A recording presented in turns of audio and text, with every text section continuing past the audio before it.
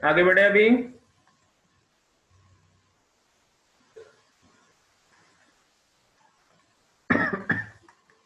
ठीक है, तो इस तरह से ये था। अब नेक्स्ट बताइए कौन सा ले लूं प्रॉब्लम, प्रॉब्लम नंबर बताइए।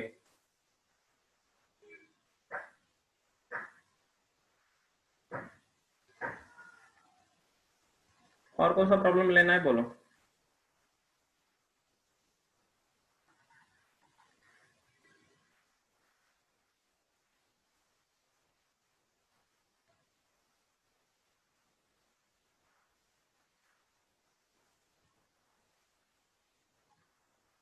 यस,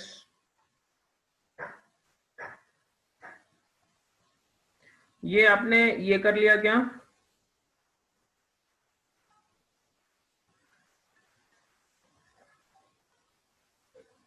ये क्वेश्चन नंबर 18 या हाँ सर, वो ये देखिए, ये देखिए, ये क्वेश्चन नंबर 21 देखिए, क्वेश्चन नंबर 21। ये इस तरह के प्रॉब्लम्स आपको करते आनी चाहिए। देखो 21 में क्या बोला है, atomic power station at Tarapur. तो मुंबई में तारापुर में भाभा एटॉमिक रिसर्च सेंटर है बेटे, ओके, बार्क, BARC। सो वहां पर एटॉमिक रिसर्च में atomic power station at Tarapur has a generating capacity of 200 megawatt. तो जनरेटिंग कैपेसिटी बोला है,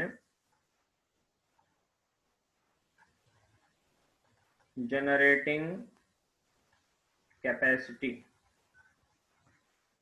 दिया है 200 मेगावाट। ठीक है,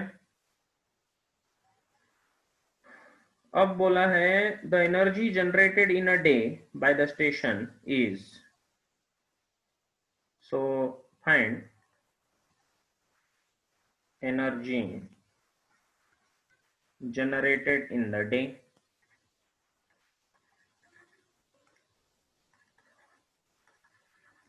तो ये आसान क्वेश्चन है क्या? हाँ, आसान है।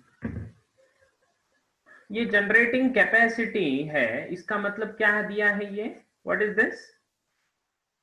This is nothing but power है। इसका यूनिट देखिए ना, यूनिट से पहचान जाना है कि ये क्या है दिया, है ना। यूनिट से बहुत आराम से आप पहचान सकते हो कि हमें एक्चुअली दिया क्या है, 200 मेगावाट पावर है।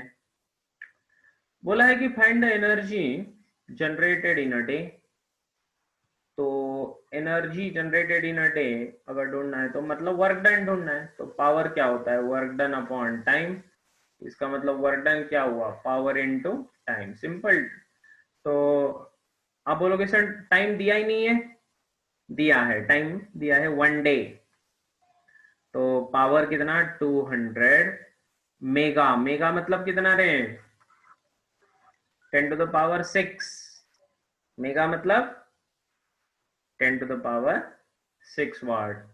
इनटू, अब टाइम, टाइम से मल्टीप्लाई करना है।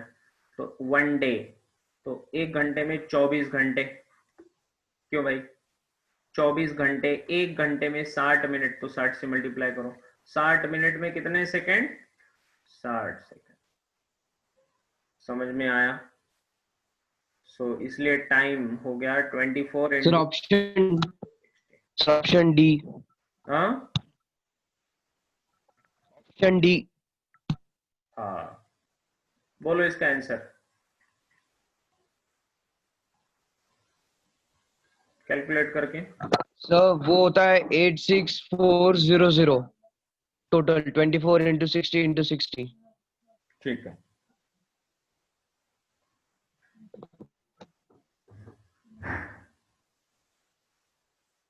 कितना? ऐसा तो ऑप्शन नहीं है रे। सर आगे जाके फिर 200 से मल्टीप्लाई किया ना सर, तो 17280000 आता है, और वो 10⁶ दिया है ना सर आगे, तो इसलिए मैं भी कंफ्यूज हूँ सर। क्या कंफ्यूज है? ये देखिए, 10⁶ ये 2 इंटू सर। 24 इंटू 6 इंटू 6 कर देंगे, और ये 6, और ये 2 8, और ये 2 10, तो ये 48 into 36, 10 to the power 10. So how much is this? हाँ सर बराबर है, हाँ 10⁶ दे लगा सर मेरे को उसके ऊपर। So is 10 it to the power 10, 172? yes sir 172। Calculate किया नहीं तूने?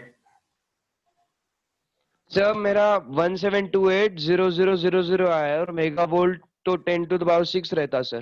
तो गलत है ना? सर बराबर है ना, ये बाकी 200 कैलकुलेट किया सर, तो बराबर है ना 1728 और फिर 40। नहीं, तेरा बराबर गलत है है। ना सर? नहीं, तेरा नहीं सर, गलत है। सब बराबर है सर। गलत है। ठीक है सर, ठीक है सर। समझा ये? हाँ सर।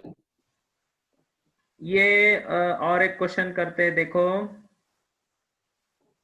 हाँ, ये देखो कितना अच्छा क्वेश्चन है। ये ऐसा क्वेश्चन हमने किया था, क्वेश्चन नंबर 12। सबने किया क्या?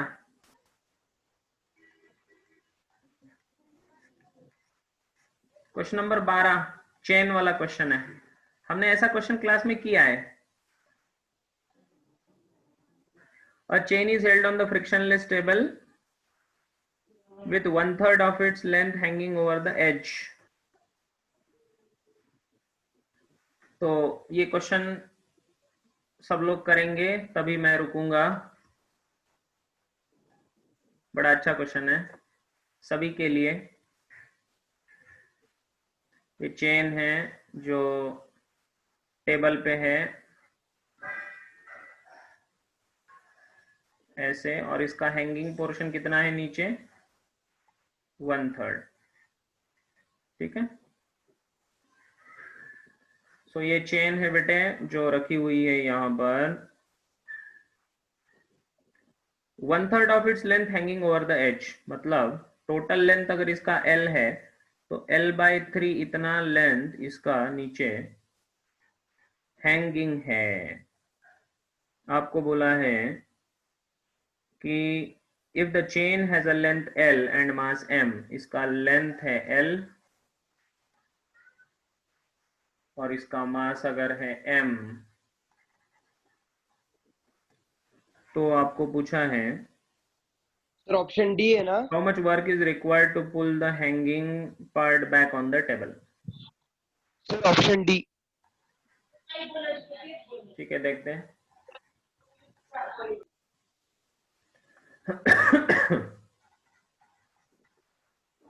Find the work done in pulling the chain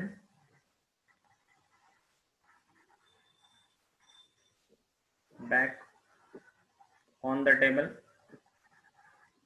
ठीक है, चलिए बताइए प्यारे बच्चों। तो पूरा मेथड मैं करना चाहता हूं फिर से, क्योंकि इस तरह के प्रॉब्लम्स का प्रैक्टिस हो जाए। क्या हमने इसको किया है पहले? हाँ किया है। क्या करना है बोलो? हाँ सर। कहाँ से शुरुआत m होती by है? l। सर वो कितना पार्ट है वो उसको y कंसिडर करना, जितना पार्ट का मास लेना है इंटीग्रेशन करना है सर। हाँ, तो इंटीग्रेशन करना है, तो इंटीग्रेशन के लिए मैंने क्या बोला था, इसका एक छोटा, बहुत ही छोटा पार्ट कंसिडर कर लो जिसका लंबाई कितना हो, dx, और उस dx वाले पोर्शन का ऊपर से, टेबल के ऊपर से कितना डिस्टेंस होना चाहिए, x। तो फिर हमने लिखा था कि let small portion of chain, बहुत ही छोटा पोर्शन हमने कंसिडर किया जिसको हम कहते हैं एलिमेंट। क्या कहते हैं इसको, एलिमेंट कहते हैं, ठीक है। हैज लेंथ, इसको हमने लेंथ ले लिया इसका dx, it is at the distance, कितने डिस्टेंस पे है ये, it is at the distance x from table, ठीक है। फिर अब क्या करना है, बोलना है कि स्मॉल वर्क डन, इसको ऊपर लेके जाने में कितना वर्क डन हुआ, small work done in pulling, इसको ऊपर पुल करने के लिए, इन पुलिंग द एलिमेंट, इस एलिमेंट को ऊपर लेके जाने के लिए कितना वर्क डन होगा, dw equals to force into displacement f dot x।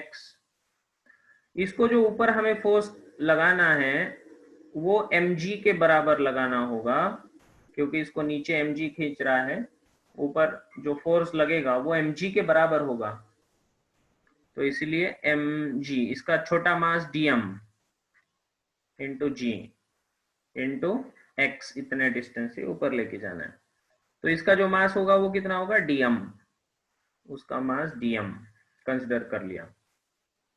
dm को कैसे ढूंढते हैं हम, mass per unit length into length of the element. dm को कैसे ढूंढते हैं, mass per unit length into length of the element, mass per unit length into length of the element. क्या ये बात समझ में आ रही है प्यारे बच्चों, क्या ये प्रॉब्लम हमने हाँ पहले सर। किया है, हाँ, फिर से करा रहा हूं ताकि प्रैक्टिस बहुत अच्छे से हो जाए। कुछ याद आ रहा है, ऐसा हमने किया है कि नहीं किया है, यस? हाँ सर, किया है। जी हाँ, हाँ वेरी सर, गुड। किया था। और इंटू एक्स, और ये हुआ छोटा वर्क डन। और अब पूरे चेन के लिए अगर इसको ढूंढना है तो क्या करते हैं हम, इंटीग्रेट,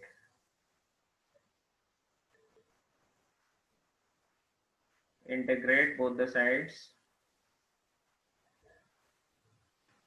तो इंटीग्रेशन इज अप्लाइड, तो ये m by L x D x, और यहां पर चेंज कौन हो रहा है, x, x is a variable, यहाँ पर x क्या है, वेरिएबल, और वो कहां से कहां तक बदलेगा, 0 से लेकर l/3 तक, 0 से लेकर l/3 तक,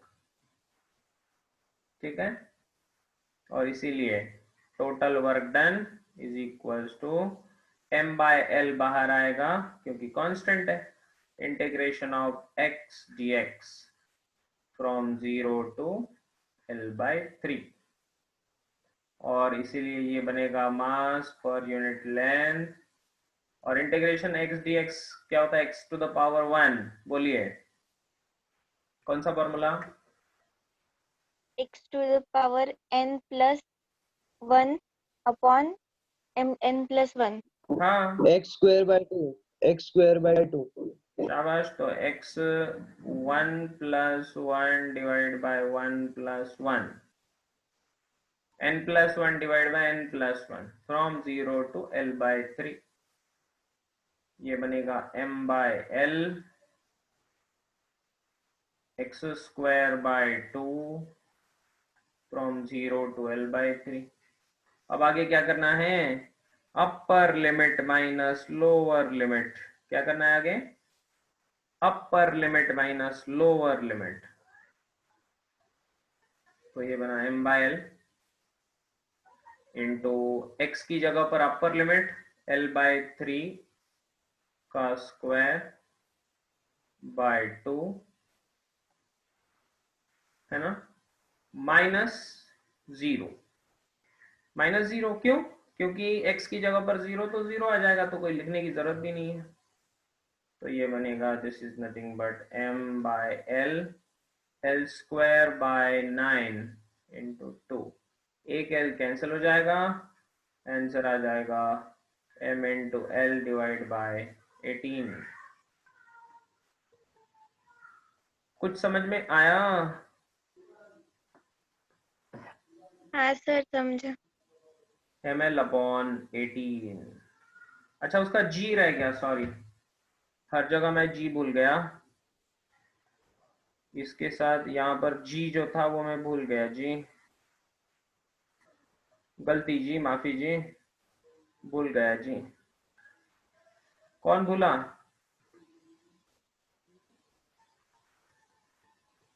अरे कौन भूला? हम हम बोले सर।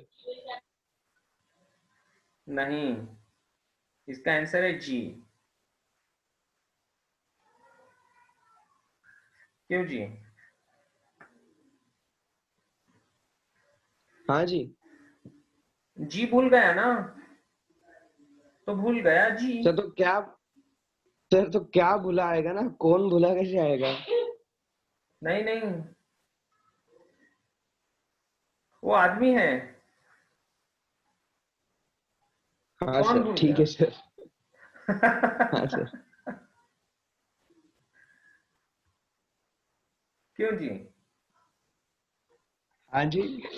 हाँ, अब समझ में आ रहा है आपके। कौन भूला? जी भूला। जी भुला।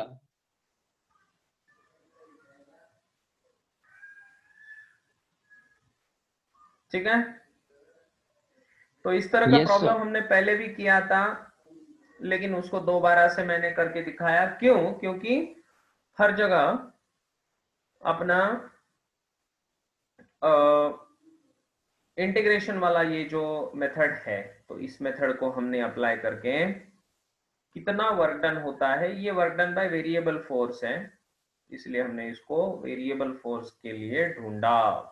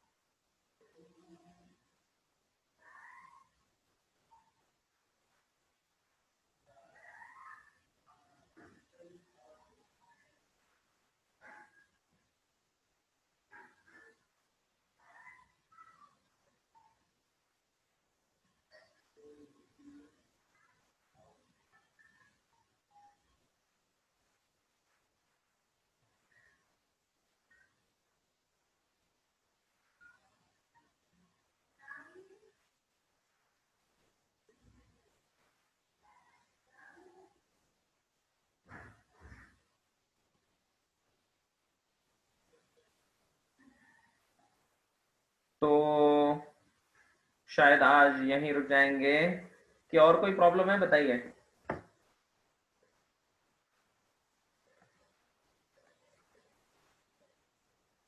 आप लोग ये प्रॉब्लम्स को सॉल्व नहीं कर रहे हो।